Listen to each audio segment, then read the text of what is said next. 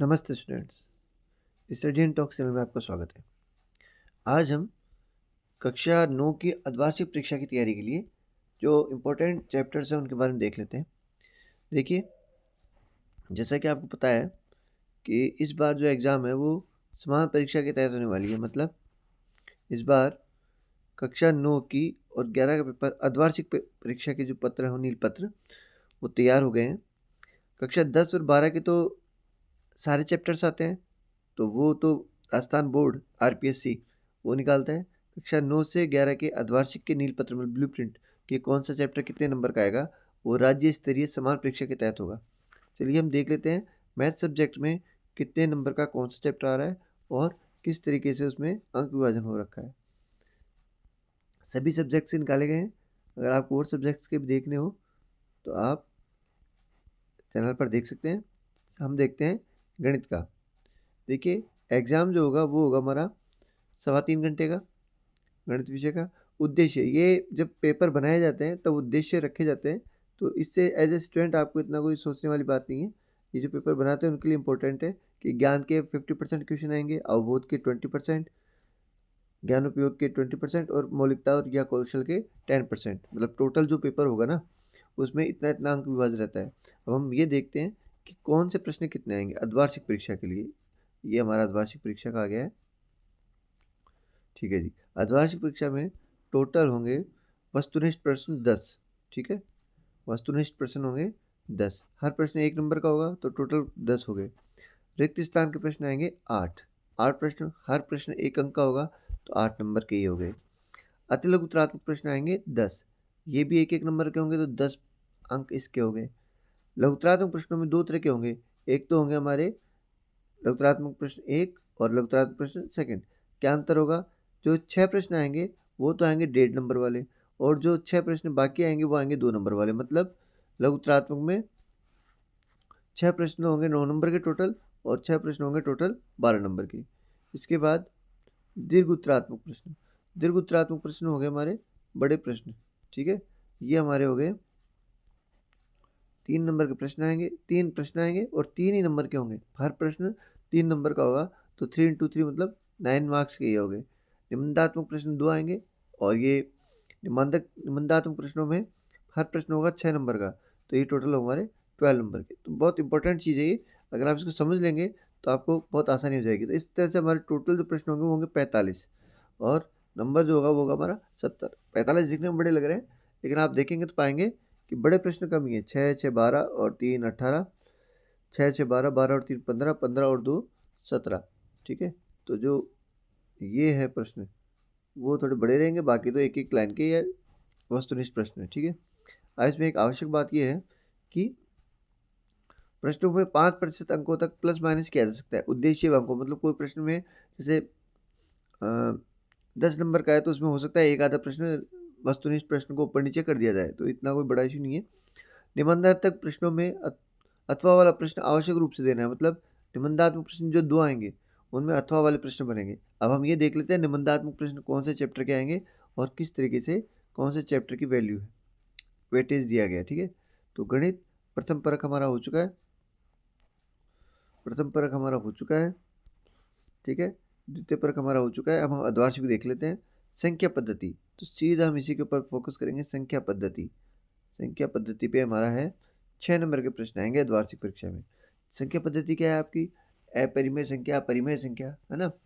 तो आपका जैसे ये क्वेश्चन हो सकता है इसके अंदर कि आप 0.6 का 6 बार का जो है इसको परिमेय संख्या के रूप में बदलिए, या हरों का परिमेयकरण वाला जो क्वेश्चन था अपना, वो प्रश्न आ सकता है कि इस हर का परिमेयकरण कीजिए। तो ये जो प्रश्न है, या फिर घात वाला प्रश्न हो सकता है 2 की पावर 5 की पावर 3, उसको सॉल्व कीजिए। ठीक है, और एक हमारे दशमलव प्रसार से संबंधित कोई प्रश्न इसमें हो सकते हैं। तो टोटल 6 नंबर के प्रश्न आएंगे। ठीक है, आगे देखते हैं। बहुपद, बहुपद जो है इसमें आपके बहुपद से रिलेटेड प्रश्न आएंगे, जिसमें अपने गुणनखंड भी है। 2 प्रश्न आएंगे 2, और अंक होंगे हमारे 12। सॉरी, प्रश्न प्रश्न 2 नहीं आएंगे, अंक विभाजन है ये तो फर्स्ट का हो गया है। अंक विभाजन जो होगा वो होगा हमारा 12 नंबर का, मतलब टोटल 12 नंबर के प्रश्न आएंगे। अब 12 नंबर में क्या क्या आ सकते हैं हमारे, एक तो आ सकती है इसमें मानक सर्व समीकरणों से रिलेटेड प्रश्न, जो लास्ट वाली प्रश्नावली है दूसरे की, वो बहुत इंपॉर्टेंट है। मानक सर्व समीकरण, इसमें से 100% क्वेश्चन आएगा, ये आप पूरी प्रश्नावली को पढ़ लें। कक्षा जो अपने प्रश्नावली 2 है, अध्याय 2 है, उसकी अंतिम प्रश्नावली। अंतिम प्रश्नावली क्यों बोल रहा हूँ, क्योंकि कुछ बच्चों के पास क्या है, पुरानी सिलेबस वाली बुक्स है और कुछ के पास नए सिलेबस वाली बुक है, तो जो 2.5 है नए के हिसाब से वो वाली, और पुराने के हिसाब से 2.6 है वो वाली। अच्छा जी, बहुपद में ये हो गया, आपके गुणनखंड वाले सवाल आ सकते हैं और मान रखना, गुणनखंड वाले सवाल और मान रखना, इसमें क्या क्या हो सकता है। बहुपद वाली में एक तो मान रख के सवाल करते हैं, शून्यक निकालते हैं और गुणनखंड करते हैं। तो 12 नंबर अच्छे नंबर हैं। बड़ा प्रश्न भी इसमें से आएगा, जो अपना दीर्घ उत्तरात्मक प्रश्न है ना, वो भी इसी में से आएगा, 12 नंबर का प्रश्न है इसलिए। फिर है निर्देशांक ज्यामिति। निर्देशांक ज्यामिति वैसे आसान है और इसमें से वेटेज ज़्यादा दिया गया है, मतलब 12 नंबर का है। तो आप निर्देशांक ज्यामिति में क्या है, निर्देशांक ज्यामिति में आपके चैप्टर देख लीजिए, प्रश्नावली एक दो प्रश्नावली उसमें एक्स एक्स वाई एक्स, ये वाला बिंदु मूल बिंदु, यहाँ पे एक्स एक्स और वाई एक्स टकराते हैं, मूल बिंदु, ये भुज, ये कोटि, इनसे रिलेटेड पॉइंट दे देंगे, इस पॉइंट का नाम बताइए। ठीक है, तो ये हमारा हो गया निर्देशांक ज्यामिति। दो चर वाले रैखिक समीकरण, दो चर वाले रैखिक समीकरण में हमारा प्रश्न बनेंगे,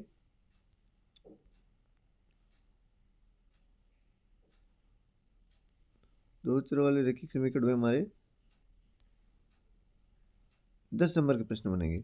ठीक है, दो चर वाले रैखिक समीकरण में क्या होगा, समीकरण बनाना, एक तो रैखिक समीकरण बनाना, रैखिक समीकरण बनाना बहुत आसान प्रश्नावली है। अगर आप थोड़ा समय देंगे ना, तो अगर इस हिसाब से पेपर जो जिस हिसाब से बनाया गया है, उस हिसाब से बहुत ही आसान पेपर आने वाला है। रैखिक समीकरण बनाना मतलब अच्छे मार्क्स आ सकते हैं, 70 में से 70 मार्क्स भी आप आराम से लेके आ सकते हैं। रैखिक समीकरण बनाना, और क्या आएगा इसमें, उसका ज्यामितीय निरूपण, y इक्वल टू 2x का ज्यामितीय निरूपण कीजिए, y इक्वल टू x का ज्यामितीय निरूपण कीजिए। ठीक है, चलिए अगला है हमारा यूक्लिड का ज्यामितीय परिचय। यूक्लिड का ज्यामितीय परिचय, इसमें से क्या आ सकता है, यूक्लिड का ज्यामितीय परिचय 5 नंबर का, इसमें से आ सकती हैं परिभाषाएं। रेखाखंड किसे कहते हैं, रेखाखंड की हम जो परिभाषा पढ़ते हैं वो अलग है, और रेखाखंड की यूक्लिड की परिभाषा क्या है वो थोड़ी सी अलग है ना। रेखा की परिभाषा क्या है वो आ सकता है। ठीक है, और परिभाषाओं से संबंधित यही अभिधारणा और अभिग्रहित से संबंधित चैप्टर है, आपने पढ़ा होगा, तो इसका भी आप सारांश वगैरह देख लें, और 8 अभिग्रहित और 8 अवधारणा है वो पढ़ लें। ठीक है, इसके बाद है रेखाएं व कोण, एक अच्छा चैप्टर है, टफ चैप्टर है, रेखाएं व कोण। ठीक है, रेखाएं व कोण में क्या है, रेखाएं व कोण हमारा आएगा 6 नंबर का।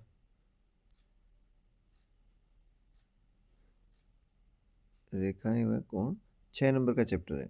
इसमें कुछ अपने कोणों से संबंधित समांतर एकांतर कोण, सम्मुख कोण, इनसे संबंधित एक्स वाई के मान पूछेगा कोणों को छुपा करके। ठीक है, फिर हमारा त्रिभुज है, त्रिभुज में हमारे प्रमेय है। ठीक है, आपका सर्वांग समता बहुत इंपॉर्टेंट है, इसमें सर्वांग समता, इससे रिलेटेड 100% सवाल आएगा। ठीक है, सर्वांग समता के 4 अपने तरीके हैं, एक तो है SAS, AAS, ठीक है, RHS, और भुजा कोण भुजा नियम, भुजा भुजा भुजा नियम, और SSS नियम। ठीक है, तो इनसे रिलेटेड अपने सवाल आ जाएंगे, ये 4 हैं। अच्छा जी, आज के बाद है चतुर्भुज। चतुर्भुज भी कितने नंबर का हमारा, चतुर्भुज हमारा है 6 नंबर का। इसके बाद वृत्त, वृत्त आएगा हमारा 8 नंबर का। तो टोटल मिला के बात की हुई कि जो हमारा सिलेबस आने वाला है वो केवल और केवल चैप्टर नंबर 9 तक ही आने वाला है। आपको चैप्टर नंबर 9 तक की तैयारी कर लेनी है। ये हमारे चैप्टर नंबर 9 तक के हैं सवाल, और ये इनका अंक भार है। ठीक है, आपको बस यहीं फोकस करना है। तृतीय परख में क्या हो रहा है इसके ऊपर ध्यान नहीं दे रहा, वार्षिक परीक्षा पर ध्यान नहीं देना, अभी अर्धवार्षिक परीक्षा की तैयारी आपको इसी के हिसाब से करनी है। ठीक है, अब जो एक लाइन और लिख दी है ना, जो बोर्ड परीक्षा में पाठ्यक्रम में की गई कटौती के प्रश्न पत्र निर्माण में सम्मिलित नहीं होंगे, मतलब जिनको सिलेबस में से हटा दिया गया है। आपको पता होगा लास्ट ईयर में सिलेबस को कम किया गया था, तो कटौती के बाद जो सिलेबस बचा है उसके क्वेश्चन इसमें से नहीं आएंगे। तो ऑल द वेरी बेस्ट, पढ़ाई कीजिए, चैप्टर्स का अंक विभाजन कीजिए, फिर हम मिलेंगे नेक्स्ट वीडियो।